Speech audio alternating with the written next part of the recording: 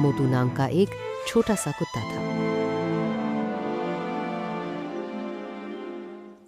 लेकिन सच्चाई ये थी कि वो हर चीज से डरता था। एक बिल्ली ने भी उसे डरा दिया।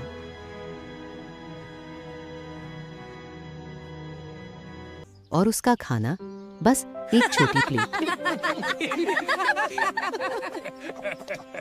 एक दिन एक बहुत बड़ा गुब्बारा आ गया और मोटू ने सबके लिए खाना लाकर दिखाया कि दिल से वो सबसे बड़ा था।